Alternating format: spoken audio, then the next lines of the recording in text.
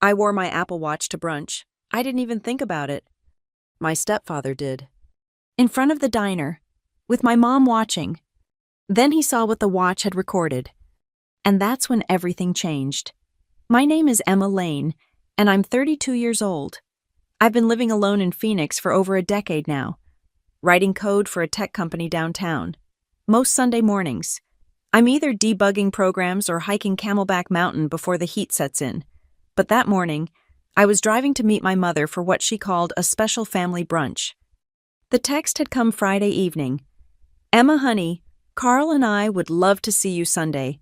Just a nice brunch at Mel's Diner. Please come. It's important. I should have known better. Nothing involving Carl was ever just nice. The parking lot at Mel's was half empty when I pulled in. The Arizona sun already brutal at 10 in the morning. I spotted Mom's silver Honda near the entrance.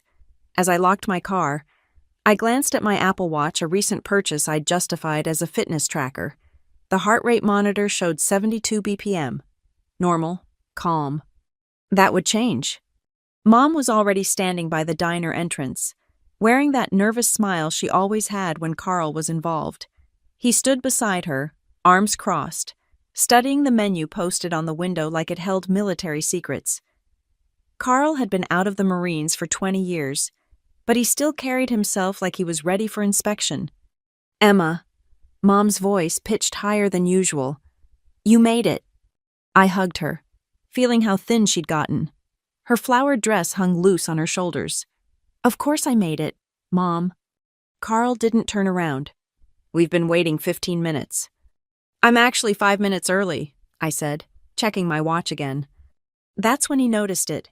His eyes locked onto the device on my wrist, and something shifted in his expression. That new, got it last month. Those things record everything, don't they? Conversations, heartbeats. Probably your thoughts too, if Apple could manage it. His laugh had no humor in it. It's just a fitness tracker, Carl. Mom touched his arm. Should we go inside? I'm getting hungry. In a minute. He was still staring at my watch. Does it record audio? Only if I tell it to. I kept my voice neutral, a skill I'd perfected over years of dealing with him. Why? Just wondering what kind of surveillance you're bringing to a family meal. Carl, please, Mom said. Let's just have a nice brunch. He finally looked away from my wrist. You go ahead. Sandra, get us a table. I need to ask Emma something about her car. She's parked crooked. I wasn't parked crooked, but Mom was already disappearing through the diner door, eager to avoid whatever was coming. She'd gotten good at strategic retreats over the years. The moment the door closed behind her, Carl's demeanor changed. The fake casual interest vanished, replaced by something I recognized from my teenage years. The real Carl, the one Mom pretended didn't exist. I don't know what game you're playing, he said, voice low and controlled. But you're not recording anything in there. I told you, it doesn't. Turn it off. He stepped closer. I could smell his cologne, the same sharp scent he'd worn since he married my mother when I was 12. Whatever recording app you've got running, turn it off. There's no app running. Carl, it's Sunday brunch. What exactly do you think I'm going to record? My heart rate was climbing now. 78 BPM, 82. The watch tracked it silently. You think I'm stupid? You show up here with your fancy job and your fancy gadgets, looking down on us, looking down on me? His hand shot out and grabbed my wrist, the one with the watch. I said turn it off. Let go. I tried to pull away, but his grip tightened. 20 years out of the military, but Carl still worked out religiously, still knew how to apply pressure to joints. Not until you turn off the recording. There's nothing to turn off. My voice came out louder than intended. A couple walking past glanced our way, then hurried on. Just another family dispute in a diner parking lot. Nothing to see here. That's when it happened, the sequence of events that would change everything. Though I didn't know it yet. Carl yanked me forward by the wrist, then shoved me back against someone's SUV. My shoulder hit the side mirror hard enough to send pain shooting down my arm. While I was off balance, his other hand came up fast, not a closed fist. but an open palm that connected with the side of my face hard enough to snap my head sideways. The slap echoed in the parking lot. For a moment, neither of us moved. My cheek burned. My wrist throbbed where he still gripped it. But what I remember most was the look in his eyes, not anger anymore, but satisfaction, like he'd been waiting years to do that. "There," he said, releasing my wrist. "Now we understand each other. You're going to go in there, have brunch with your mother, and keep your mouth shut. No recording, no attitude. Just smile and eat your eggs like a good daughter." He straightened his polo shirt and walked toward the diner, pausing at the door. "Fix your hair. You look like you've been in a fight." Then he was gone, leaving me standing against a stranger's car with my hand pressed to my burning cheek. My watch showed 124 BPM now. Fight or flight response. I chose neither. I just stood there, trying to process what had just happened. Carl had been controlling, manipulative, and psychologically abusive for 20 years, but he'd never hit me before, never crossed that line. My phone buzzed. A text from Mom. "Everything okay? Carl says you needed to move your car." I looked at my reflection in the SUV's window. My cheek was red, but it would fade before anyone asked questions. My hair was indeed messed up. I looked exactly like what I was, a woman who'd just been assaulted in broad daylight by her stepfather while her mother sat 30 feet away, pretending everything was fine. I straightened my hair, took a deep breath, adjusted my watch band where Carl had gripped it. Then I walked into Mel's diner for special family brunch, just like I'd been doing for 20 years. But this time was different. This time, something was recording. I just didn't know it yet. The first time I met Carl, I was 12 years old and thought he was going to save us. Mom had been struggling since Dad left 2 jobs. Constant worry about bills. That perpetual exhausted look single mothers master out of necessity. Then Carl appeared at her workplace, a security contractor with steady income and what seemed like stability. He brought flowers. He fixed our broken garbage disposal without being asked. He told me I was smart. "Emma's going to be something special," he'd said at their wedding, his hand on my shoulder for the photos. "I can tell. She's got that look, the kind that changes the world." I believed him. God, I was so desperate to believe him. The changes started small. Rules that seemed reasonable at first. No talking during dinner unless asked a direct question. "It's about respect," he'd explained. "No friends over without his permission. I need to know who's in my house. No closing bedroom doors. Privacy is earned, not given." Mom went along with everything. "Carl knows what's best," she'd say, her voice taking on this strange, flat quality I'd never heard before. "He's been so good to us, Emma. We need to show appreciation." By the time I was 14, our house operated like a barracks. Chores had inspection standards. Homework was reviewed not just for completion, but for what Carl called excellence of effort. Phone calls were monitored. Internet usage tracked and limited to 1 hour on weekdays, 2 on weekends. "Structure builds character," Carl would say during his evening lectures. We'd sit on the couch, Mom and I, while he stood, explaining how the world really worked, how weakness invited exploitation, how discipline separated winners from losers, how grateful we should be that he cared enough to teach us these lessons. I started pushing back at 15, small acts of rebellion that felt monumental at the time, closing my door anyway, staying at the library an extra hour, joining the debate team without asking permission first. "You think you're clever," he'd said when he found out about debate team. Not yelling, Carl never yelled. His voice would get quieter when he was truly angry, forcing you to lean in to hear the threats. "But clever girls end up in trouble. Ask your mother." Mom had been standing right there, washing dishes. Her shoulders tensed, but she kept scrubbing the same plate over and over. "Sandra, tell Emma about clever girls." "Listen to Carl," was all she said. The plate was spotless, but she kept scrubbing. That's when I understood. This wasn't a partnership. This wasn't a marriage. This was something else entirely. And Mom had disappeared inside it so gradually that I hadn't noticed until she was gone. The psychological warfare escalated through high school. Nothing that would leave marks. Nothing that would alert teachers or counselors. Just a steady erosion of self-worth disguised as concern. That outfit makes you look desperate. Your friend Rachel seems troubled. I don't think you should spend time with her. Your grades are slipping. A 94 is not an A. I expect better. You laugh too loud. Men don't respect women who cackle. Each criticism came wrapped in false concern, delivered with that particular tone that made you question whether you were overreacting. Maybe he was right. Maybe I was too sensitive. Maybe I should be grateful someone cared enough to point out my flaws. Mom became his echo. Carl's just trying to help you succeed. Carl wants what's best for you. You know how Carl is. He shows love differently. By senior year, I'd learned to be invisible. Keep your head down. Don't argue. Count the days until college. I applied to schools at least 500 miles away, using the library computer so Carl couldn't track my searches. When I got into Arizona State, Carl took credit. See what proper discipline achieves, he'd announced at dinner. You're welcome. I left for college at 18 and never truly came back. Oh, I visited. Holidays, mostly. Quick weekend trips when Mom's health scares demanded it. But I built my life carefully outside Carl's reach. My own apartment, my own career, my own bank accounts he couldn't access or monitor. The dynamic shifted once I had independence.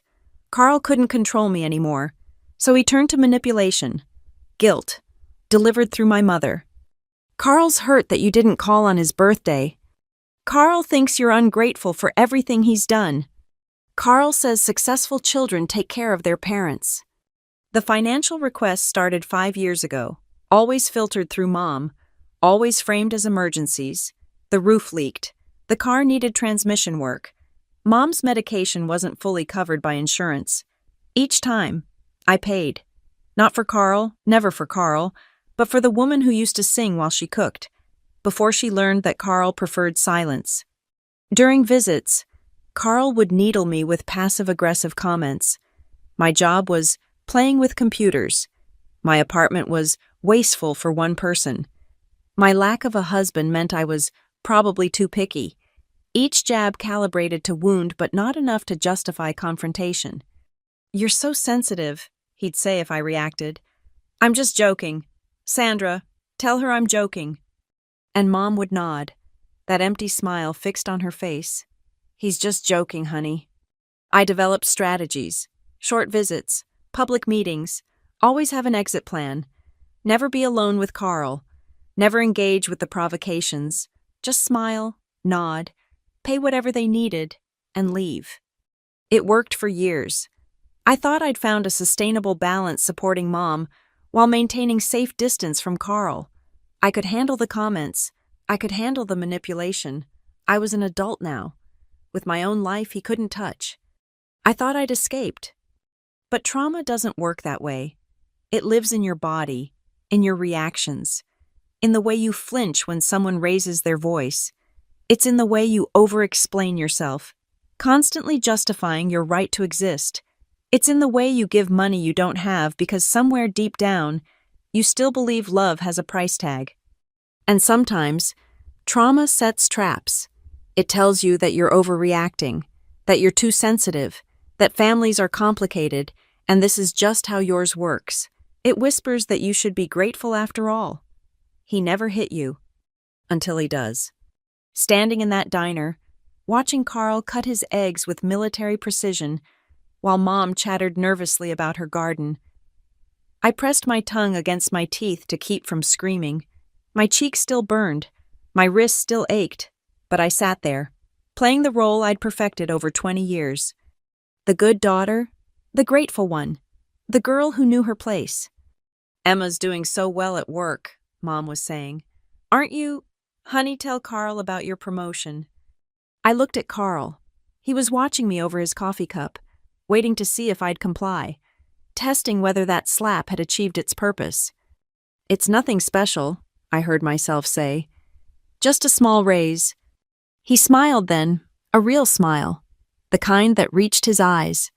See, Sandra, she can be humble when she tries. The drive home from Mel's diner felt like swimming through molasses. Every red light gave me too much time to think, to replay that moment in the parking lot. My cheek had stopped burning, but I could still feel the phantom weight of Carl's hand. I made it to my apartment complex before the shaking started. Delayed reaction, probably. My hands trembled as I tried to get the key in the lock. 3 attempts before I managed it. Inside, I went straight to the bathroom mirror. No mark. Carl knew exactly how hard to hit enough to hurt, not enough to leave evidence. 20 years of practice controlling women had taught him that. I should have been angry. I wanted to be angry. Instead, I felt hollow, like someone had scooped out my insides and left just the shell. I sat on my couch and stared at the wall, trying to process what had happened. My phone buzzed. Mom. Thank you for coming today. Carl says he's sorry if he seemed gruff. You know how he gets about technology. Love you. Gruff. That's what we were calling assault now. I didn't respond. What was there to say that her husband had slapped me? She'd been 30 feet away and chose not to see it. She'd been choosing not to see things for 20 years. The financial text started the next morning. Emma, honey, I hate to ask, but the water heater went out. Carl got a quote, $1,800 to replace. I know it's a lot. I stared at the message during my morning meeting, barely hearing my team discuss sprint planning. Want $800, plus the $500 for Mom's medication last month, plus the $2,000 for the roof repair in January, plus. I'd been subsidizing their life for 5 years. Every emergency, every unexpected expense, every gap between Carl's security consulting checks, I covered it. Family takes care of family, Mom would say, as if family was supposed to be a one-way transaction. My salary as a senior software engineer was good, but not infinite. I'd drained my emergency fund twice, delayed car maintenance, skipped vacations, lived in a smaller apartment than I could afford because so much went to them. No, not to them, to her. I told myself it was for Mom, but the truth was messier. Every payment was a transaction money for the pretense of belonging, cash for the illusion that somewhere I still had a mother who loved me. Emma, your thoughts on the authentication module? I snapped back to the meeting. Sorry, can you repeat the question? After work, I found myself driving aimlessly through Phoenix. Not home, not anywhere specific, just moving. Because stillness meant thinking, and thinking meant acknowledging truths I'd spent years avoiding. My phone rang. Rachel, my best friend since middle school, one of the few relationships that survived Carl's attempts at isolation. Hey, stranger, haven't heard from you since last week. How was the family brunch? Fine, I lied automatically. Bullshit. You sound weird. What did Carl do? Rachel knew. She'd always known. She'd watched the light dim in my eyes through high school, tried to convince me to report him to someone, anyone, but report what strict house rules. Harsh words. The systematic destruction of a teenager's self-worth wasn't illegal. Just the usual, I said. Emma. Her voice carried 20 years of worry. You know you don't have to keep doing this, right? You don't owe them anything.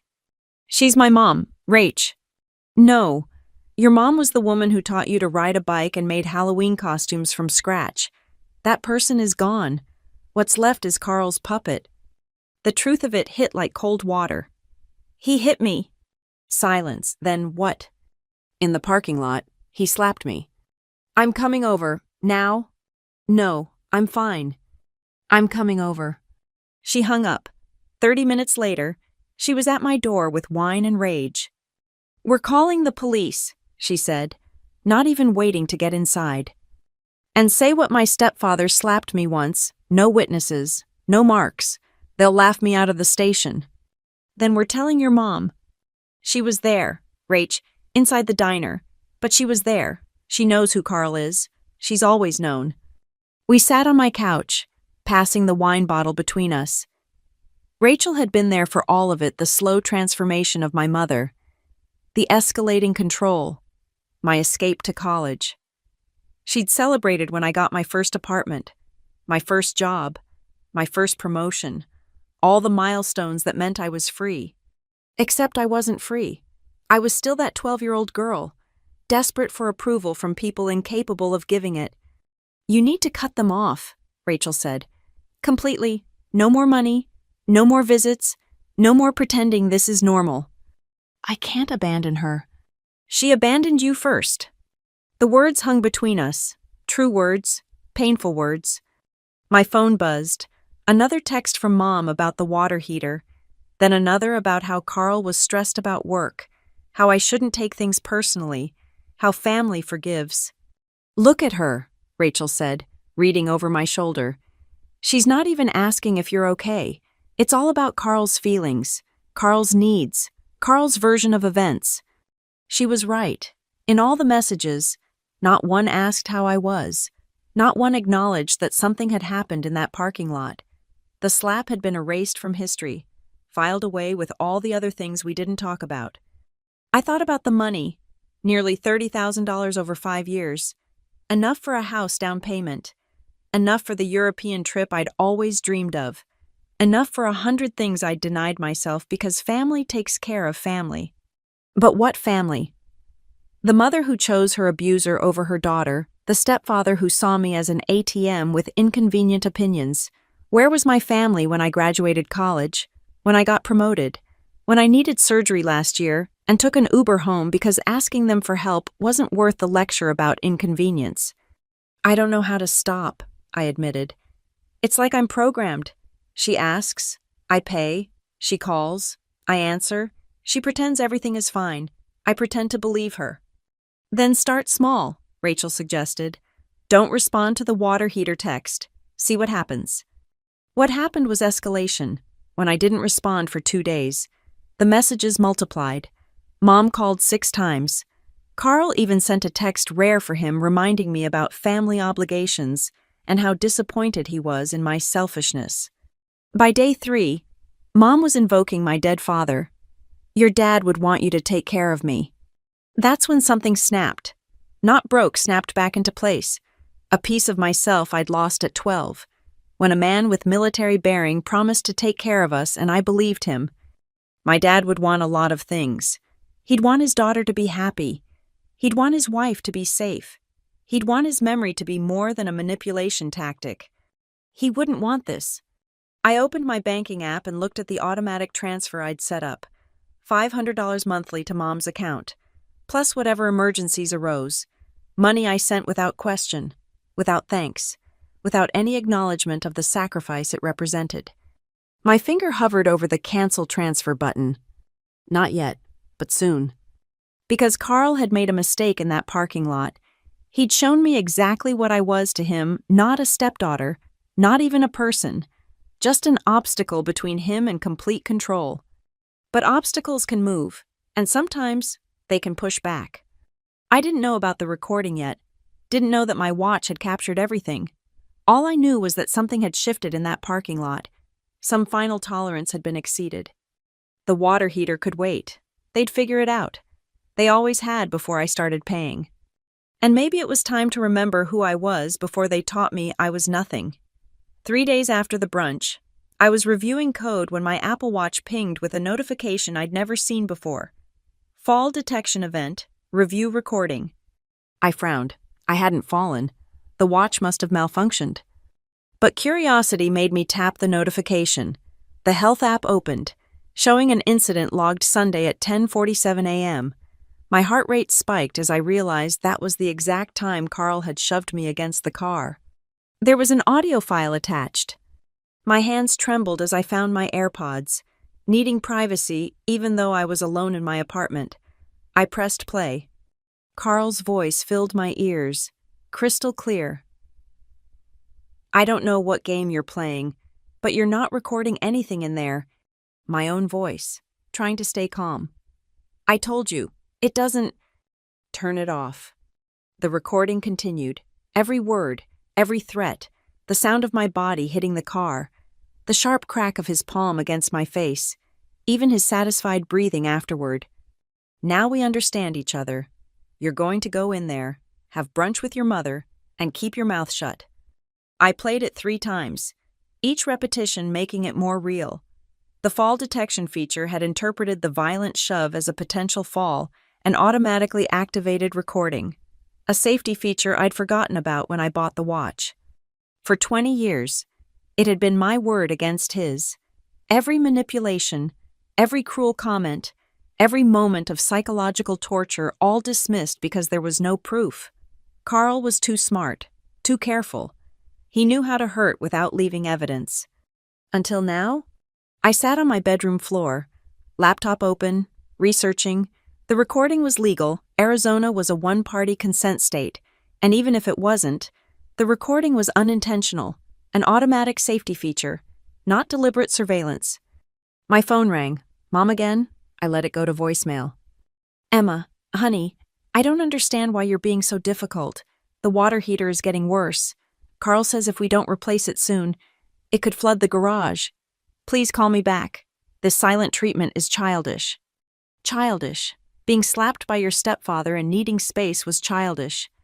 I opened my laptop's recording app and played the audio again, this time saving multiple copies. One to my cloud storage, one to an external drive, one emailed to myself. Then I transcribed every word, noting timestamps.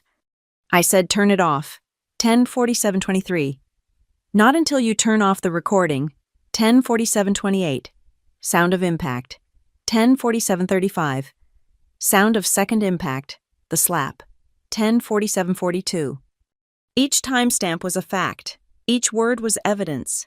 For the first time in 20 years, I had proof that I wasn't crazy, wasn't too sensitive, wasn't overreacting.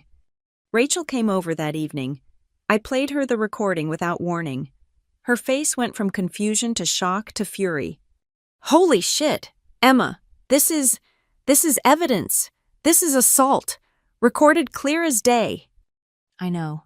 What are you going to do? I'd been asking myself that question all day. What do you do when you suddenly have power you never expected? When the careful balance you've maintained for decades suddenly tips? I don't know, I admitted. Part of me wants to send it to Mom. Make her listen to what happened while she was sitting in that diner, pretending everything was fine. And the other part knows she'd find a way to excuse it, or blame me for provoking him, or accuse me of editing the audio somehow. Rachel was quiet for a moment. You could go to the police. Could I? Emma, he assaulted you. You have it recorded. This isn't a gray area anymore. She was right. But 20 years of conditioning doesn't disappear overnight. 20 years of being told you're overreacting, too sensitive, too difficult, it leaves marks deeper than any slap. I need to think, I said. That night, I couldn't sleep. I kept replaying not just the recording, but every moment that led to it. Every time Mom chose Carl's version of events over mine. Every family gathering where I sat silent while he held court. Every check I wrote to keep peace in a war I'd already lost. At 3 a.m., I gave up on sleep and opened my journal, a habit from therapy I'd maintained for years. I wrote down everything I remembered about that morning. The way the sun hit the parking lot, the couple who walked past, the make and model of the SUV he'd pushed me against, details that might matter later, or might not, but needed to be preserved while they were fresh. Then I wrote a different list. Every incident I could remember from the past 20 years. The time he threw away my acceptance letter to Berkeley because California would give me ideas. The way he'd stood outside the bathroom door when I showered as a teenager. Checking that I wasn't wasting water. The diet he put me on at 14 because I was getting chunky, I wasn't. Page after page of memories I'd minimized, rationalized, buried. By sunrise, I had 12 pages and a clearer understanding of what that recording represented. It wasn't just evidence of one slap. It was validation of 2 decades of abuse that everyone around me had conspired to ignore. My phone buzzed with another text from Mom. This time, she'd attached a photo of the water heater, as if visual evidence of their need would overcome my silence. I looked at the photo, then at my journal, then at my laptop where the audio file waited. 3 different kinds of evidence, 3 different truths. The water heater was real. Their need for money was real. But so was that slap. So were 20 years of Carl's control. So was my mother's complicity. I opened a new document and started typing. Mom, I have an audio recording of Carl assaulting me in the parking lot last Sunday. The sound of him shoving me against a car and slapping me was automatically captured by my watch's safety features. I have spent 3 days deciding what to do with this evidence. I stared at the words, cursor blinking. Did I want to send this? Did I want to open this door? My phone rang. Rachel, checking in. Have you decided anything? She asked. I'm writing an email to my mom, telling her about the recording. And I don't know if I'll send it. Once I do, everything changes. There's no going back to pretending. Emma, Rachel said gently, you can't go back anyway. He hit you. That's not something you can unknow. She was right. The moment Carl's hand connected with my face, our careful family fiction had shattered. The recording just meant I had the pieces in my hand. I kept typing. I am done pretending that Carl's behavior is acceptable. I am done funding a household where I'm not safe. I am done being asked to prioritize his comfort over my well-being. Each word felt like rebellion. Each sentence was a boundary I'd never been allowed to have. The water heater will have to wait, as will any future financial requests. I need time and distance to decide how to proceed with this recording. My finger hovered over send. Once this email left, Mom would tell Carl. He'd know about the recording. He'd know I had power now. He'd be afraid. The thought should have brought satisfaction. Instead, I just felt tired, bone-deep exhausted from 20 years of navigating his moods, managing his ego, shrinking myself to avoid his anger. But I was done shrinking. I hit send. Then I closed my laptop, put on my running shoes, and went to Camelback Mountain. I needed to move, to feel my body as something other than a target. As I climbed, my watch tracked every step, every heartbeat, the same device that had protected me without my knowledge. At the summit, Phoenix spread below in morning light. Somewhere down there, my mother was probably reading my email. Somewhere, Carl was about to learn that his careful control had cracked. My watch buzzed. A text from Mom. I didn't read it, not yet. For now, I just stood on that mountain, breathing free air, holding proof of my truth in digital form. It wasn't justice yet. It wasn't healing yet. But it was a start. Marissa Reeves had been my college roommate before she became a lawyer. We'd stayed close through law school, her and coding boot camps me, through her wedding and my breakups, through her partnership track and my promotions. She was the friend you called at 2 a.m. with emergencies, or apparently, at 9 a.m. on a Tuesday with evidence of assault. I need to see you, I said when she answered. It's important. How important I'm supposed to be in court in 2 hours important, or I need wine and tissues important. I have an audio recording of Carl hitting me. Silence. Then, I'm clearing my afternoon. My office. 1 p.m. Bring the recording and any documentation you have. This was why I loved Marissa. No questions about why I'd waited 3 days. No demands for immediate details. Just practical next steps. Her law office was downtown Phoenix, all glass and modern lines. I'd been there for holiday parties and lunch meetings, but never as a potential client. The receptionist smiled and waved me through. I was expected. Marissa's office had floor-to-ceiling windows overlooking the city. She stood when I entered, coming around her desk to hug me. Okay, she said, guiding me to the sitting area. Tell me everything. Start from Sunday morning. I told her about the brunch invitation, the parking lot, the slap. She took notes on a legal pad, occasionally asking for clarification. When I finished, she held out her hand. Let me hear it. I'd transferred the audio to my phone. As Carl's threats filled her office, Marissa's expression hardened. When the slap sounded that sharp crack of palm on skin, she flinched. Play it again, she said when it ended. The second time, she closed her eyes, listening like a doctor with a stethoscope. When it finished, she was already reaching for her laptop. First things first, she said, typing. This is admissible evidence. Arizona is one-party consent, and even if it wasn't, Your watch's automatic safety feature makes this unintentional recording, which has different legal standards. I don't want to destroy their lives, I said, the words tumbling out. I just want him to never touch me again. Marissa looked up from her laptop. Emma, he assaulted you. That's a criminal offense. You could file charges. Could and should are different things. She studied me with the expression that made her formidable in courtrooms. Tell me about your history with Carl. The context matters. So I told her, 20 years compressed into 40 minutes. The control, the manipulation, the financial drain. She took pages of notes, occasionally making sounds of disgust. This is a pattern of abuse, she said when I finished. The physical assault is just the latest escalation. Emma, this man has been psychologically torturing you for 2 decades. I know, but... No buts. Listen to me. Both as your friend and as your lawyer. You have options here. Criminal charges are one path. A restraining order is another. Civil suit for assault and battery is a third. You could pursue all 3, or none, or any combination. She pulled up statutes on her computer, explaining each option. Criminal charges meant police involvement, potential arrest, trial. A restraining order would legally forbid contact. Civil suit could result in financial damages. What do you want? She asked finally. Not what you think others want. Not what would cause the least drama. What do you want? I'd been asking myself that question for days. I want to never see him again. I want to stop giving them money. I want my mom to acknowledge what happened, just once. And I hesitated. And I want him to be afraid of me, the way I've been afraid of him. Marissa smiled grimly.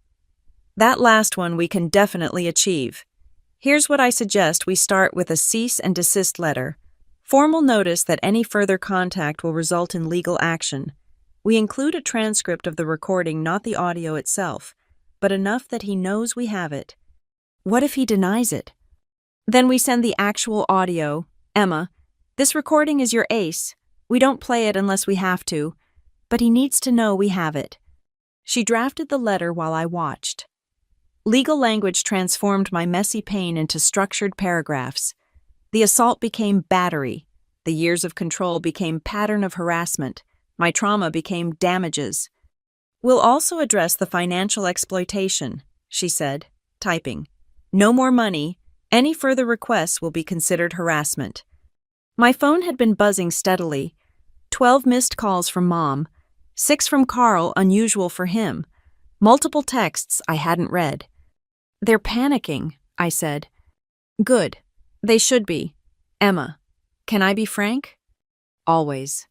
Your mother is not going to choose you. I know that's hard to hear, but you need to accept it. She's had 20 years to protect you and hasn't. This recording won't change that.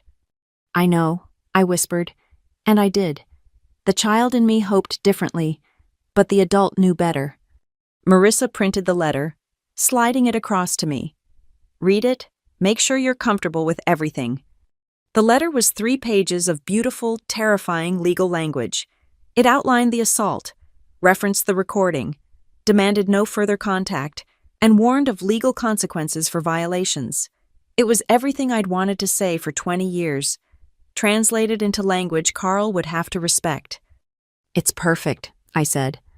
We'll send it certified mail. He'll have to sign for it. That gives us proof of delivery. She paused. Emma, once we send this, things will escalate before they get better. Are you prepared for that? I thought about the 12 missed calls, the frantic texts I hadn't read, the water heater that had become a symbol of everything wrong in our relationship. They've already escalated, I said. I'm just finally escalating back. Marissa squeezed my hand. I'm proud of you. This takes courage. It takes a recording. If I didn't have proof... Stop. Even without the recording, your experience is valid.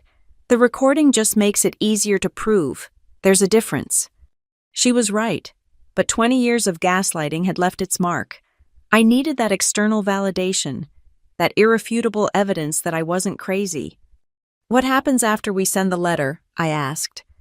Best case, they respect it and leave you alone. Realistic case, They'll try to circumvent it, contact you through other people, show up at your work, escalate the emotional manipulation. That's when we consider the restraining order. And worst case, he comes after you. She said it matter-of-factly. Men like Carl don't like losing control. When threatened, they often lash out. Do you have somewhere safe to stay? I hadn't considered physical danger. Carl was controlling, not violent, except he'd already crossed that line once. I can stay with Rachel for a while. Good. I also want you to document everything from now on. Every contact attempt, every message through third parties, every time you see them in public, time, date, details, build a file. She gave me a folder with her business card, copies of Arizona statutes, and resources for domestic violence survivors. That last one made me pause.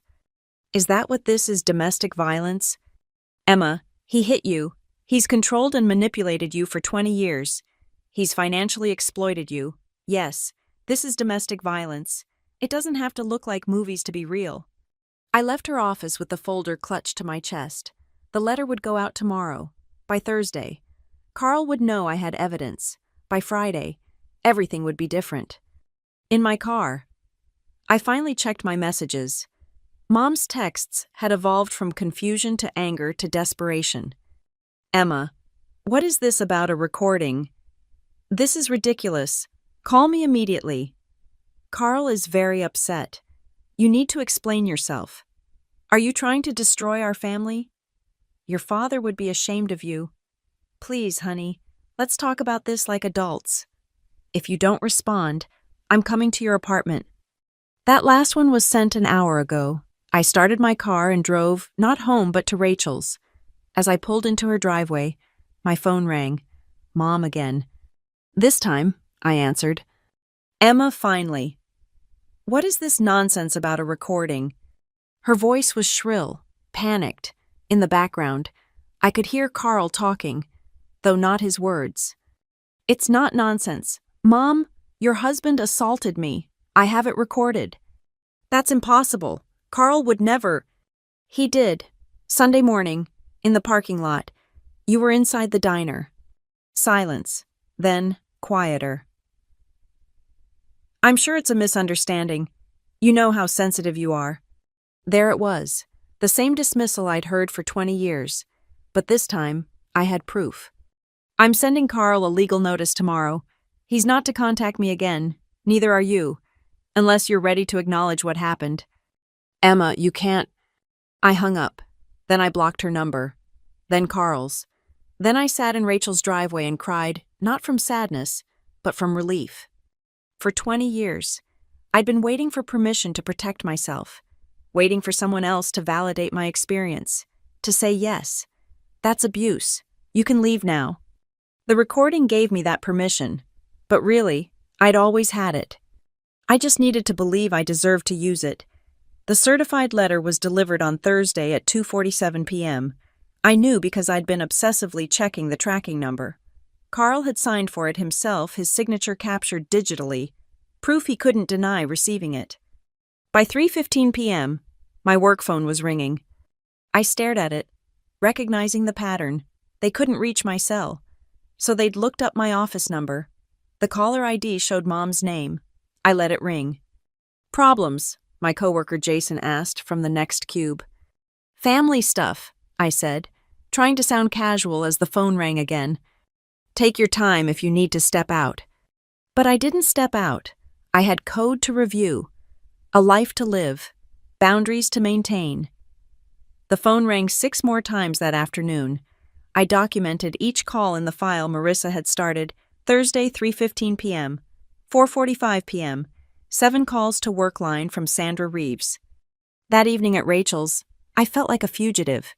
She'd given me her spare room, insisting I stay as long as needed. We were eating takeout when the doorbell rang. We both froze. I'll check the camera, Rachel whispered, pulling up her doorbell app. It was a police officer. My heart hammered as Rachel answered the door. I could hear fragments of conversation, welfare check, concerned family, just need to verify. Rachel returned with the officer, a young woman who looked apologetic. Ms. Lane, your mother called in a welfare check. She's concerned you might be having a mental health crisis. Of course she did. Unable to reach me directly. She'd weaponized the police. Classic Carl tactics. Probably used the system to regain control. I'm fine, I told the officer. I've cut contact with my family due to a recent assault. My lawyer has sent a cease and desist letter. Do you have any documentation of this? I showed her Marissa's business card and a copy of the letter. The officer scanned it, her expression shifting from routine check to understanding. I see. Well, you appear fine to me. I'll note that in my report. Do you want to file a counter-report for harassment? Not yet, I said, but thank you. After she left, Rachel poured us wine. They called the cops on you. They actually called the cops. They're escalating. I pulled out my phone to text Marissa, then remembered something. Wait, how did they know I was here? We figured it out quickly. My car in Rachel's driveway. Carl had probably driven by my apartment. Not found me. Then checked the logical places. Rachel's house was on a short list. You need to be careful, Rachel said.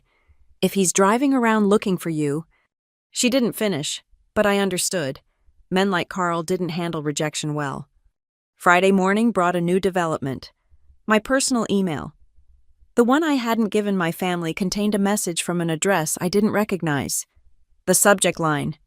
Please read. From someone who understands. Against my better judgment, I opened it. Emma, you don't know me, but I was married to Carl before your mother. I heard through mutual acquaintances about your situation. I believe you.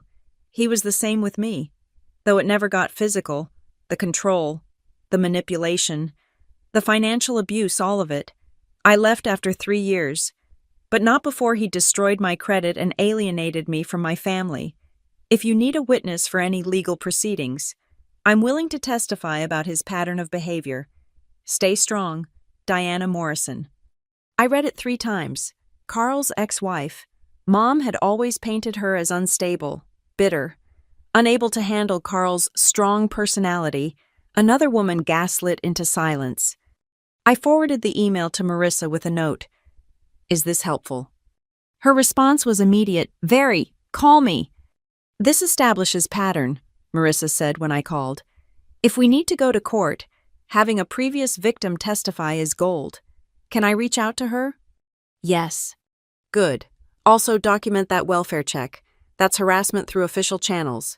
If they do it again, we file for the restraining order immediately. The weekend passed in strange quiet. No calls to my work phone. No surprise visits. No police. The silence felt ominous, like the eye of a storm. Monday morning, I understood why. My boss called me into his office first thing. Emma, I need to ask you something difficult. We received a concerning call about you on Friday. My stomach dropped. From who? A man claiming to be your stepfather. He suggested you were having a mental breakdown, stealing family money, making false accusations. He was quite insistent that we should be aware of your instability. I sank into the chair. Carl had called my employer. He'd tried to destroy my job. I need you to know, my boss continued, that we didn't give his claims any credence, but I'm obligated to inform you and document the incident. Do you need any support from the company security escort to your car? Work from home arrangements. Maybe work from home for a while, I said, my voice barely steady. I'm handling a family situation with legal counsel. Take whatever time you need, and Emma. We've instructed reception not to put through any calls from your family. If this escalates, we'll involve building security. I made it to the bathroom before the panic attack hit.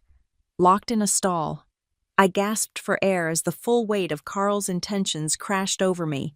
He wasn't just angry, he was trying to systematically destroy my life, my job, my credibility, my freedom. This was war. I called Marissa from the bathroom. He called my employer, tried to get me fired. That's it. We're filing for the restraining order today. This has crossed into clear harassment and stalking behavior. Can you come to my office? I'll be there in an hour. Emma, bring the recording. We're going to need it. The restraining order paperwork was extensive. Marissa helped me detail 20 years of abuse, the recent assault, the escalating harassment. We attached the cease and desist letter, documentation of the welfare check, my boss's statement about Carl's call. "Now for the evidence," Marissa said. "Are you ready to make this official?" I connected my phone to her laptop and transferred the audio file. Hearing it again in her office, Carl's threats, the impact, the slap felt different now. It wasn't just proof of one moment. It was evidence in a legal proceeding that would become part of public record. "Once we file this, there's no going back," Marissa warned. "The court will hear this recording. Carl will hear it played in front of a judge. Are you prepared for that?" Was I 20 years of conditioning screamed to protect the family secrets, to handle this quietly, to not make waves? But Carl had called my job. He'd sent police to check on me. He was the one who'd chosen war. "File it," I said. Marissa nodded and began preparing the filing. As she worked, she explained the process. Emergency orders could be granted same day if the judge found immediate danger. The full hearing would follow within weeks. "Given the escalation pattern and the physical assault, I think we'll get the emergency order," she said. "That gives you immediate protection while we wait for the full hearing." My phone buzzed. A text from an unknown number. I almost ignored it, then saw the preview. "This is your mother. Please." I'd blocked her number, so she'd gotten a new one, or borrowed someone's phone. The full message was longer. "This is your mother. Please don't do this. Carl is sorry. He never meant to hurt you. You're destroying our lives over a misunderstanding. I'm begging you as your mother, stop this before it goes too far. We can work this out as a family. Don't let outsiders tear us apart. I love you." I showed Marissa. She photographed it for evidence. "Classic abuse dynamics," she said. "Notice how she frames you as the aggressor. You're destroying their lives. The assault is a misunderstanding, and outsiders, that's me and anyone else who might support you, are the real problem." She was right. Even faced with evidence of Carl's violence, Mom was still choosing him, still making me the villain for refusing to be victimized. "Add this to the filing," Marissa asked. "Yes." By noon, we were at the courthouse. The emergency hearing was brief, 15 minutes in front of a judge who'd seen too many domestic violence cases.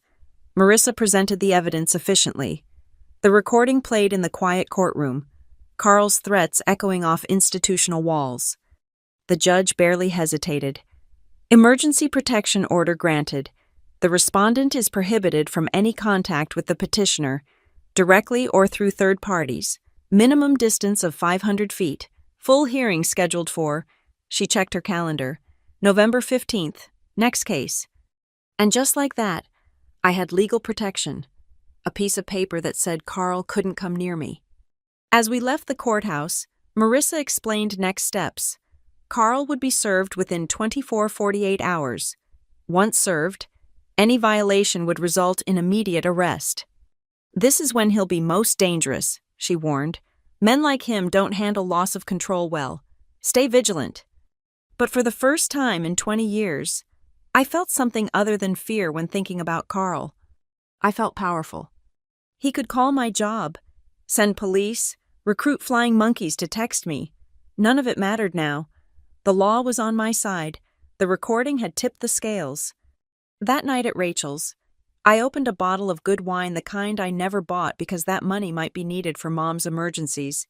As I sipped it, I thought about Diana Morrison, Carl's ex-wife who'd reached out, another woman who'd survived him. Maybe that's what this was, not just my story, but part of a larger pattern. Carl the predator, targeting women he could control until one finally had evidence. My watch lit up with my evening reminder to review the day. I looked at the device that had accidentally saved me. This piece of technology Carl had feared for all the wrong reasons. He'd been right to fear it, just not for the reasons he thought. The war wasn't over. November 15th loomed, but for tonight, I was safe behind legal walls and good friends and the sweet taste of wine I could finally afford. The meeting happened at a Starbucks on Central Avenue. 3 weeks after the restraining order was served, I'd chosen the location for its publicity, its security cameras, It's easy exits. Marissa had advised against any meeting, but I needed to see my mother one last time, to give her one final chance. She was already there when I arrived, hunched over a cold coffee, looking older than her 58 years. The designer purse I'd bought her last Christmas sat beside her, but her clothes were wrinkled, her usually perfect hair unwashed. 10 minutes, I said, sitting across from her. That's all. Emma, sweetheart. Just say what you came to say. She reached for my hand. I pulled back, placing both hands around my own coffee cup. Her face crumpled at the rejection. I don't understand how we got here, she began. 1 minute we're having brunch, the next you're filing restraining orders, and Carl's not allowed within 500 feet of you. He hit me, Mom! He says he didn't. He says you're making it up, that the recording could be anything. Stop. I pulled out my phone, found the audio file. You want to hear it? You want to hear your husband threatening me, the sound of him shoving me into a car, the slap. Her eyes widened in panic. No, that's not necessary. Why? Because hearing it would make it real. Because then you couldn't pretend anymore. She was crying now, quiet tears that didn't smudge her waterproof mascara. Even in breakdown, she maintained appearances. You don't understand what you're doing to us, she whispered. Carl can't work with this on his record. Security firms don't hire men with restraining orders. We're going to lose the house. That's what you're worried about, the house. Where will I go? Emma, I'm almost 60. I haven't worked in 15 years. I don't have any savings. Carl handles the money. Without you helping. Without his job. The manipulation was so transparent it almost hurt. Make me responsible for their financial crisis. Guilt me into dropping charges to save her from consequences of her own choices. Where was this concern for my well-being when I was 12?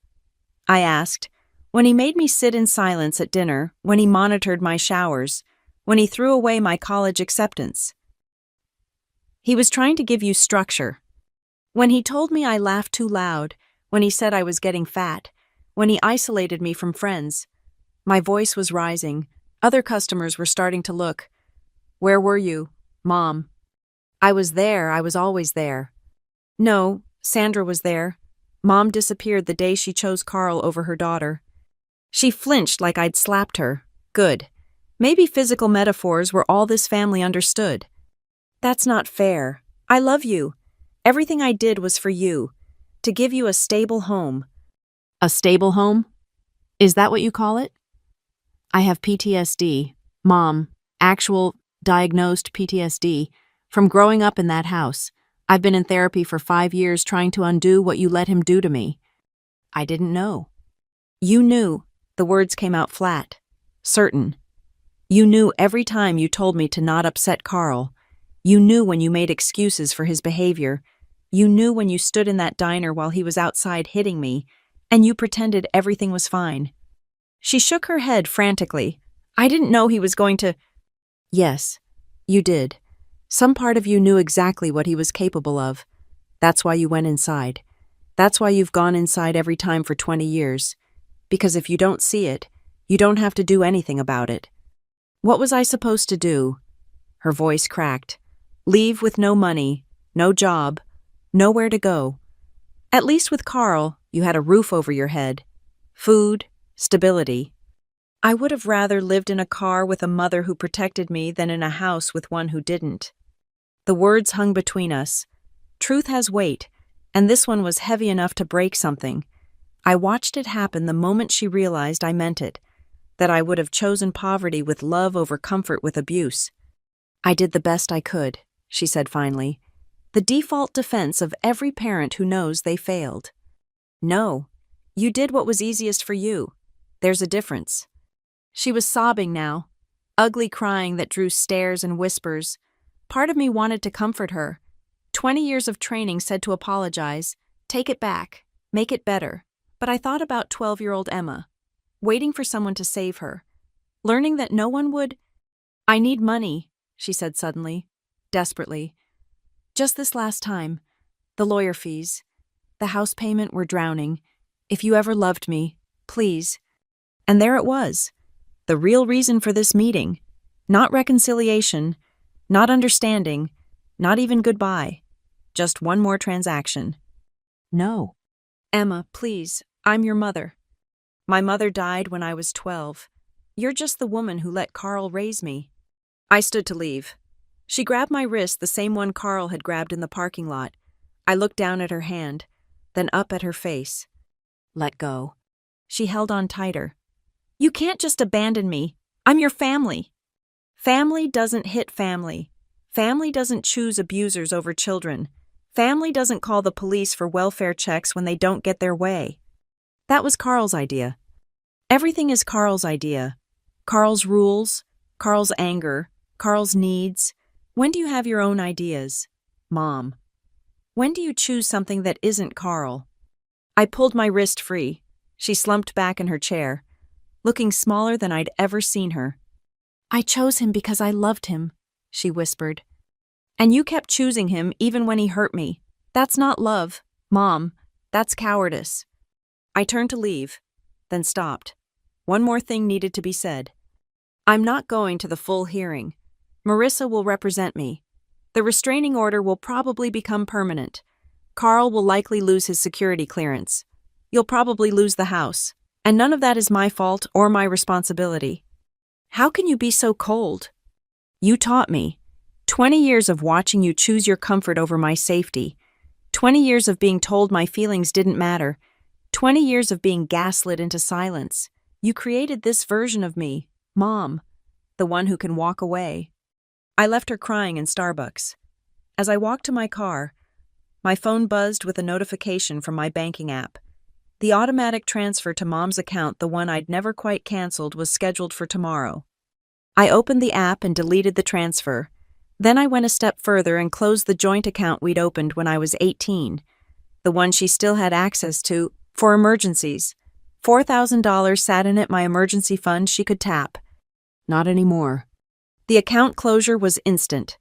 The money transferred to my sole checking, $4,000 that had been earmarked for their emergencies, now back in my control. My phone rang immediately. Mom. She must have gotten an alert about the account. I didn't answer.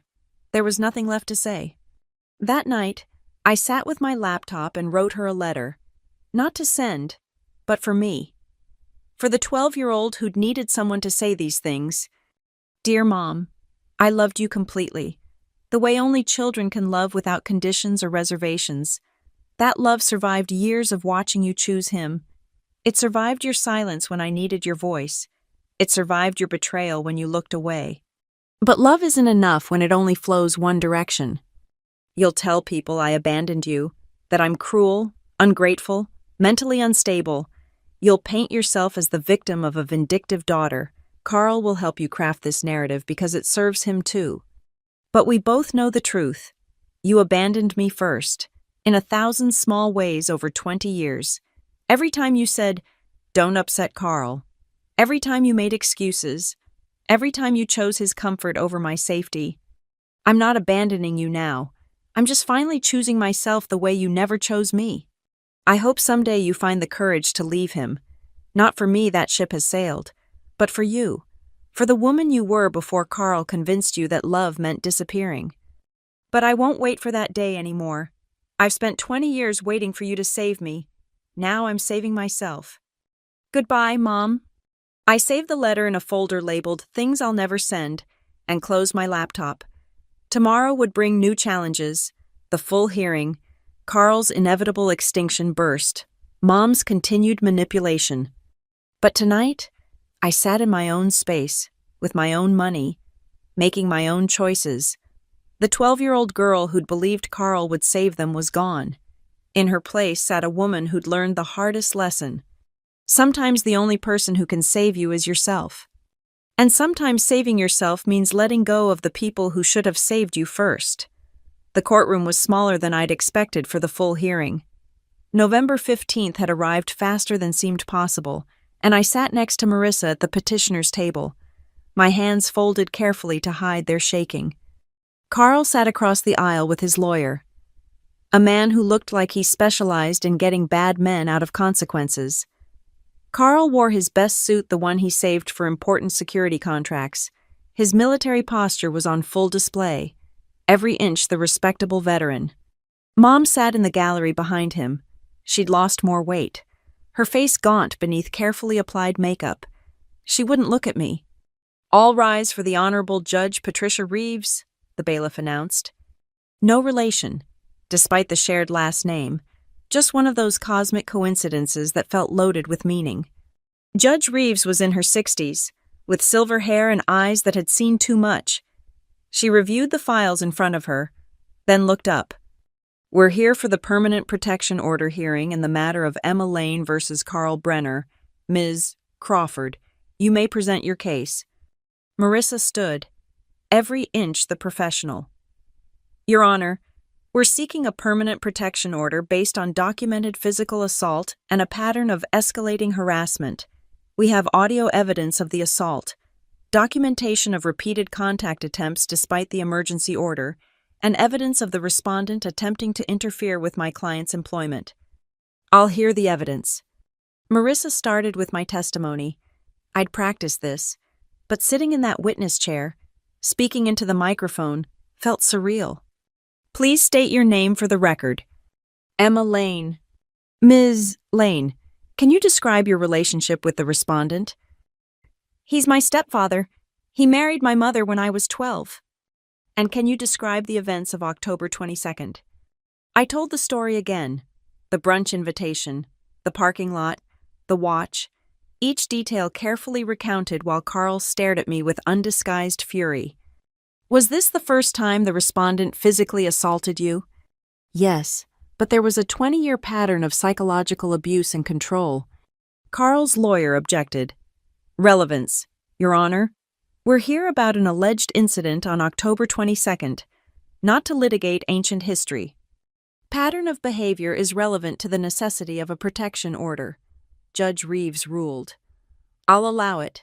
Continue, Ms. Lane." So I continued.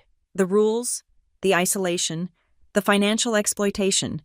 Speaking it aloud in court, with a judge listening and a court reporter typing, made it real in a way therapy never had. "Now," Marissa said, "I'd like to play the audio evidence." The courtroom went silent as she connected her laptop to the court's audio system. Then Carl's voice filled the room. "I don't know what game you're playing, but you're not recording anything in there." My own voice responding, the sounds of struggle, the slap that seemed to echo even louder in the formal space. I watched the judge's face as she listened. Her expression didn't change, but her pen moved across her notepad. When it finished, Marissa submitted additional evidence, the cease and desist letter, documentation of Carl calling my employer, the welfare check, text messages from my mother sent from various numbers after I'd blocked her. "Your Honor," Marissa concluded, "the respondent has shown a clear pattern of escalation, from psychological abuse to physical assault to attempted destruction of my client's livelihood. We request a permanent protection order with maximum restrictions." "Thank you. Mr. Torres, your response." Carl's lawyer stood, adjusting his tie. "Your Honor, my client is a decorated Marine veteran with no criminal record. He's been a stable provider for his family for 20 years. What we have here is a family dispute that's been blown out of proportion. A family dispute that resulted in physical assault," Judge Reeves noted. "An alleged assault, Your Honor. The audio is unclear and could be interpreted multiple ways. My client maintains he was simply trying to check the watch Ms. Lane was wearing, concerned about privacy in his own home." "The incident occurred in a public parking lot, not his home," Marissa interjected. "Regardless," Torres continued, "this is a matter that should be resolved within the family, not through court intervention. Mr. Brenner is willing to agree to voluntary limited contact while the family works through counseling." "Is your client denying he struck Ms. Lane?" Judge Reeves asked directly. Torres hesitated. "My client recalls the interaction differently than Ms. Lane. There may have been incidental contact during a discussion about—" "That's a yes or no question. Counselor, did your client strike Ms. Lane?" "My client does not recall striking Ms. Lane." The judge turned to Carl. Mr. Brenner, you're not required to testify, but I'm curious. You don't recall whether you hit your stepdaughter? Carl stood slowly, his jaw tight. Your Honor, I may have made a gesture that she misinterpreted. Emma has always been sensitive. A gesture. The judge's tone was flat. Mr. Brenner, I've listened to the audio. What I heard was not a gesture. What I heard was a threat followed by physical violence. Do you have anything else you'd like to add? Carl's face flushed. That recording was made without my consent. I have a right to privacy. Arizona is a one-party consent state. Mr. Brenner, and regardless, the recording was made automatically by a safety feature, not deliberately. Anything else? She's trying to destroy my family, Carl burst out, his careful control finally cracking. 20 years I provided for her, gave her structure, tried to make something of her, and this is how she repays. That's enough. Mr. Brenner, his lawyer said quickly, but the damage was done. The real Carl had shown himself. Judge Reeves made more notes. I'd like to hear from Ms. Diana Morrison. I'd forgotten Diana was here. Carl's ex-wife walked to the witness stand, a small woman with steel in her spine. Her testimony was brief but damaging, the same patterns, the same control, the same escalation when challenged. She'd left before it became physical, but only just. He told me once, Diana said quietly, that the best way to control someone was to make them doubt their own reality, to be their only source of truth. He was very good at it. When all testimony was complete, Judge Reeves reviewed her notes. The courtroom was silent except for the whisper of paper. I've heard enough, she said finally. The audio evidence clearly documents physical assault. The pattern of harassment following the incident demonstrates a lack of respect for boundaries and legal orders. The testimony establishes a decades-long pattern of coercive control. She looked directly at Carl. Mr. Brenner, you are a man who has confused control with care, obedience with respect. Your actions toward Ms. Lane, both historical and recent, constitute a clear pattern of domestic abuse. Mom made a small sound from the gallery. Carl's face had gone from red to white. I am granting the permanent protection order. Judge Reeves continued. Mr. Brenner, you are prohibited from any contact with Ms. Lane, direct or indirect, including through third parties. You must maintain a distance of at least 1,000 feet. I'm increasing it from the emergency order. This includes her residence, workplace, and any other location she may frequent. Your Honor, Torres started, this will make it impossible for my client to maintain family. Your client should have considered that before assaulting his stepdaughter. The order is granted. Violation will result in immediate arrest and criminal charges. Do you understand, Mr. Brenner?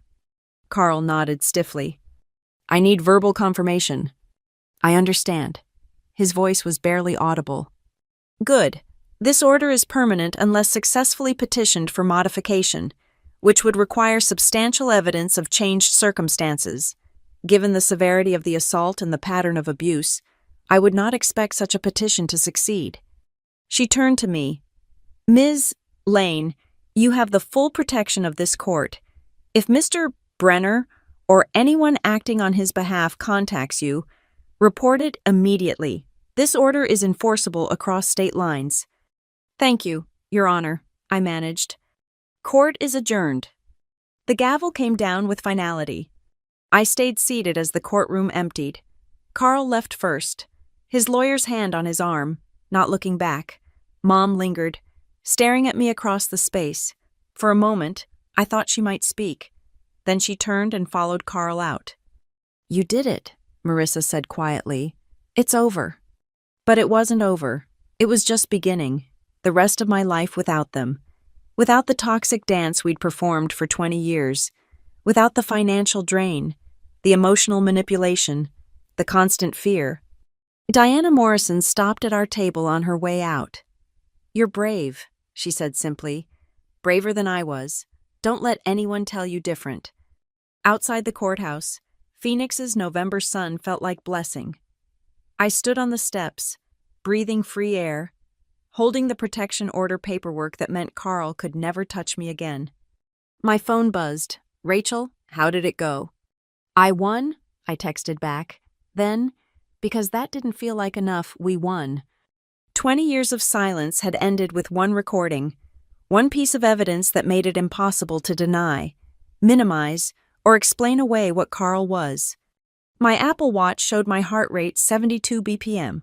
Calm, safe. Finally safe. The text message came at 2:17 a.m., 3 days after the hearing. I'd finally moved back to my own apartment, feeling secure with the protection order in place.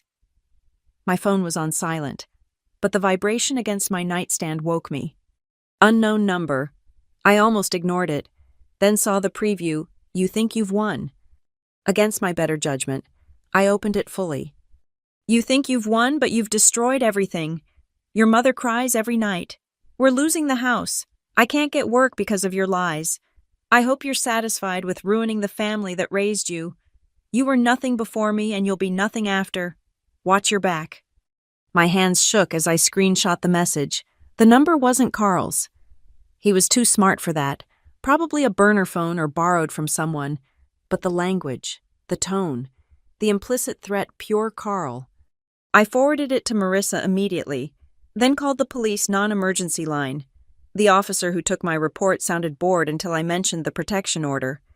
"He's not supposed to contact you at all, including through third parties or unknown numbers," she said. "We'll send someone to take a full report. Save that message and don't delete anything." 2 officers arrived within an hour. They took photos of the message, documented the number, and filed a violation report. "We'll attempt to trace the number," Officer Chen explained. "If we can prove it was him, he'll be arrested for violating the protection order. In the meantime, consider changing your number." "I need my number for work," I said. "Can't I just block this one?" "You can, but he might use others. Document everything, every message, every attempt. Build the case." After they left, I sat in my living room, unable to go back to sleep. The apartment felt less safe now. Knowing Carl was out there, angry and desperate, I checked the locks twice, made sure the security system was armed, kept my phone close. The next morning brought another surprise, an email to my work address from a Gmail account, concernedcitizen847@gmail.com. Subject: Emma Lane, important information for employers. My stomach dropped as I read. "To whom it may concern. You should be aware that your employee Emma Lane has a history of mental instability and making false accusations. She recently fabricated evidence against her stepfather, a decorated veteran who raised her since childhood. She has destroyed her family with lies and manipulation. I thought you should know what kind of person you employ. Someone who would turn on their own family is capable of anything. She may seem normal, but she is dangerous and delusional. Consider this a warning from someone who knows the truth. A concerned citizen." I immediately forwarded it to my boss and Marissa. Within minutes, my boss called. "I wanted you to know we're taking this seriously as harassment," he said. "It is tracing the email headers, and we're adding it to the file we've started. Are you okay?" "I'm documenting everything," I said, trying to sound steadier than I felt. "Good. And Emma, take whatever time you need. Your safety comes first." Marissa was less reassuring. "He's escalating," she said when I called. "The protection order was a narcissistic injury. He's lost control and he's lashing out. We need to file criminal charges for the violation." "Will that make it worse?" "Maybe temporarily, but it establishes consequences. Right now, he thinks he can skirt the edges of the order. We need to show him he can't." That afternoon, I went to the police station to file formal charges. The detective assigned to my case was a woman named Rodriguez, who'd clearly seen this pattern before. "Protection orders are only as good as their enforcement," she said. "The fact that he's already violating it tells me he doesn't respect the law. We'll pick him up today." Today. The sooner the better. Men like this escalate when they feel powerless. How's your security at home? I thought about my standard apartment locks, the basic security system. It could be better. Consider upgrading. Camera doorbell, reinforced locks. Maybe stay with friends for a few days after we arrest him. He'll be angrier after. The arrest happened that evening. I wasn't there, of course, but Mom made sure I knew about it. Another unknown number. This time, a voicemail. I hope you're happy. They arrested Carl at home, in front of the neighbors, in handcuffs like a common criminal. This is what you wanted, isn't it? To humiliate us? To destroy everything we built. You're not my daughter anymore. You're nothing to me. Nothing. Her voice was slurred, drunk, or medicated. I couldn't tell, but the words were clear enough. I saved this message too, adding it to my growing file of evidence. Rachel insisted I stay with her again. Just until things calmed down, she said. But we both knew things might get worse before they got better. That night, I researched security systems, door reinforcements, personal safety apps. The hypervigilance I'd lived with as a teenager returned with a vengeance. Every car that passed Rachel's house made me tense.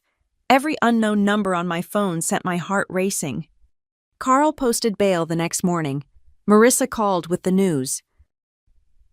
He's been released with conditions, no contact with you, directly or indirectly, no coming within 1,000 feet, electronic monitoring for 30 days. If he violates again, he stays in jail until trial. Trial.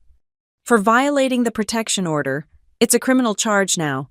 Emma, Class 1 misdemeanor, possibly aggravated to a felony if they prove the threatening nature of the message. He's facing up to a year in jail. A year? The number felt both too long and not long enough. What about Mom? She's not prohibited from contacting you, but any contact that seems directed by Carl could be considered a violation. Document everything. The next few days passed in a blur of hypervigilance and legal procedures. I worked from Rachel's house, installed new security apps on my phone, and checked my credit reports obsessively. Carl knew too much about my personal information. Then came the letter. It arrived at my office, hand-delivered by courier. No return address, but I recognized Mom's handwriting. Emma, by the time you read this, we'll be gone. Carl's lawyer says we should relocate too much damage to his reputation here. We're moving to Texas where his brother lives. I want you to know that I will never forgive you for this. You took a moment of frustration and turned it into a criminal case. You destroyed a good man who made one mistake. You chose revenge over family. I know you think I failed you as a mother. Maybe I did. But you failed me as a daughter. I needed you, and you abandoned me. Don't try to find us. You've made it clear you want nothing to do with us. The feeling is mutual now. I hope someday you realize what you've thrown away. When you're alone. When you have no family left. Remember you chose this. Sandra. Not Mom, not love, just Sandra. I read it twice, waiting for the pain that didn't come. Instead, I felt relief. They were leaving, moving across state lines where the protection order still applied, but where I'd never accidentally run into them, where I wouldn't have to worry about seeing Carl's truck in a parking lot or Mom at a grocery store. I showed the letter to Marissa. Keep it, she advised. If anything happens, it proves they left voluntarily, not because of harassment from you.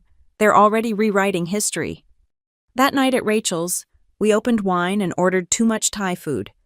How do you feel? She asked. I thought about it. How did I feel? My mother had disowned me. My stepfather wanted to destroy me. I was hiding at my best friend's house with a protection order and a criminal case pending.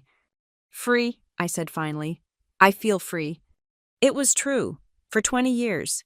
I'd been held hostage by obligation, guilt, and misplaced hope. Now they were gone, not just physically, but emotionally. Mom had finally shown her true colors, choosing Carl definitively and completely. It hurt. Of course it hurt. But it was the clean pain of a broken bone finally being set, not the chronic ache of a wound that wouldn't heal. My phone buzzed, another unknown number, but this time, it was Diana Morrison. I heard they're leaving town, she texted. You did what I couldn't. You stopped him. Be proud of that. I saved her message too, but not in the evidence file. This one went in a new folder labeled Support, because that's what I was building now, not a case against Carl, but a life without him. The war wasn't over. There would be a trial. There might be more messages, more threats, more extinction bursts of rage, but the tide had turned. Carl had made a critical error in that parking lot. He'd let his mask slip in a way that technology could capture, and in doing so, he'd given me the key to my own freedom. As I sat with Rachel, eating pad thai and planning security upgrades for my apartment, I felt something I hadn't experienced in 20 years. Hope. 1 month later, I sat alone at a different brunch spot, a small cafe in Tempe with outdoor seating and good coffee. My Apple Watch showed 10:47 a.m., the same time Carl had hit me, but now just another moment in a Sunday that belonged entirely to me. I'd returned to my apartment 2 weeks ago, new locks installed, security cameras at every entrance, a doorbell that sent video directly to my phone. The hypervigilance was fading slowly, replaced by something that felt like normal caution. My phone sat face down on the table. No anxious checking for messages from Mom. No dread of seeing unknown numbers. The silence that had felt ominous at first now felt peaceful. "More coffee?" the server asked. "Please," I said, smiling genuinely. As she poured, I thought about the trial scheduled for next month. Carl faced up to a year in jail for violating the protection order. His lawyer was pushing for a plea deal, community service, and anger management instead of jail time. Marissa said it was likely he'd take it. Men like Carl rarely did well in custody. "Let him," I'd told her. "I don't need him in jail. I just need him gone." And he was gone. Mom, too. Their Texas forwarding address was on file with the court, but I had no intention of using it. That chapter was closed. My bank account had never looked better. Without the constant drain of manufactured emergencies, I'd saved more in 1 month than in the previous 6. Next week, I was finally booking that European trip, 2 weeks in Italy, something I'd dreamed about since college but never felt I could afford. Emma. I looked up to find a woman I didn't recognize, mid-40s with kind eyes and careful body language. "I'm sorry to interrupt," she said quickly. "I'm Sarah. I was in court last month. For your hearing, I was there for my own protection order, and I heard your testimony." I tensed slightly, but she held up her hands. "I just wanted to thank you. Hearing your story, seeing you stand up to him, it gave me courage. I went through with my order, left my husband, got my kids safe." Her voice cracked slightly. "You probably don't remember, but when you talked about that recording, about finally having proof, I felt that in my bones." "I'm glad you're safe," I said, meaning it. "Me too, both of us," she smiled. "Anyway, I won't keep you. I just saw you and had to say something. Enjoy your brunch." She walked back to her own table where 2 young children were coloring on paper placemats. Safe, free, starting over. I thought about cycles, how Carl had probably learned his control from someone else, passed it to Mom, tried to install it in me. How many generations of women had suffered in silence because they didn't have proof, didn't have support, didn't have options? But cycles could be broken. I was proof. Sarah was proof. Diana Morrison was proof. My food arrived eggs Benedict with fresh fruit. Something I'd never have ordered during family brunches where Carl dictated acceptable choices. I took a photo, not for social media but for myself, a record of this small freedom. My watch buzzed with a calendar reminder: therapy, Tuesday 3 p.m. I'd kept going, even after the crisis passed. There was so much to unpack, so many years of damage to address. But my therapist said something last week that stuck. "You're not healing from one slap, Emma. You're healing from 20 years of being told that slap was coming if you stepped out of line." She was right. The physical assault was just the period at the end of a very long sentence. As I ate, I mentally drafted an email I'd been considering. "Diana, I wanted to thank you again for your testimony and your support. I've been thinking about what you said, how many others might be out there, struggling with similar situations. I'm wondering if you'd be interested in starting a support group. Nothing formal, just a safe space for people who've survived this kind of control. Let me know your thoughts, Emma. Maybe something good could come from this." Maybe my story could help others the way Sarah said it helped her. My phone buzzed. I almost ignored it, then saw it was Rachel. Beach trip next weekend. I know you're saving for Italy, but local fun is important too. I smiled and typed back, absolutely. Because that was the thing about freedom, it wasn't just the absence of control, it was the presence of choice. Small choices like weekend trips and brunch orders. Big choices like pressing charges and going no contact. All the choices in between that made up a life. Carl had been wrong in that parking lot. He'd said I was nothing without him, would be nothing after him, but I wasn't nothing. I was Emma Lane, software engineer, loyal friend, trauma survivor, and owner of my own life. I paid my check, left a good tip, and walked to my car. The Arizona sun was bright but not yet brutal. My watch tracked my steps, my heart rate, all the small data points of a life in motion. As I drove home, I passed the exit for Mom and Carl's old neighborhood. I didn't feel the pull anymore. No guilt, no obligation, no wondering if this time would be different. They'd made their choice. I'd made mine. My apartment welcomed me with its new security and hard-won peace. I had work to do, code to review, a life to build, dreams to chase. But first, I made a cup of tea and sat on my balcony, looking out at the city that had become my true home. My watch showed a notification, monthly summary. Your activity levels have increased 40% this month. Keep up the great work. I laughed, realizing it was true in more ways than one. My activity, physical, emotional, social, had all increased once I stopped carrying the weight of Carl and Mom's dysfunction. The future stretched ahead, uncertain but mine. There would be challenges, triggers, moments when the old programming tried to reassert itself, but I had tools now, boundaries, support, proof of my own strength. And I had something else, something Carl never counted on. The knowledge that I was worth protecting, even if I had to protect myself. Especially then. As the sun climbed higher over Phoenix, I raised my tea mug in a quiet toast, to Diana, who survived him first, to Sarah, who found courage in shared truth, to Rachel, who never stopped believing me, to Marissa, who fought for me in court, and to 12-year-old Emma, who deserved better but grew up to claim it anyway. The notification on my watch had been right. Keep up the great work. I intended to. Thank you for listening to my story. I'd love to know where you're listening from. Drop a comment below and let's connect. Share our thoughts and experiences. If this story resonated with you, please subscribe to the channel and hit the like button. And if you want more people to hear this story, hit that hype button to help it reach those who might need to hear it. Your support means everything.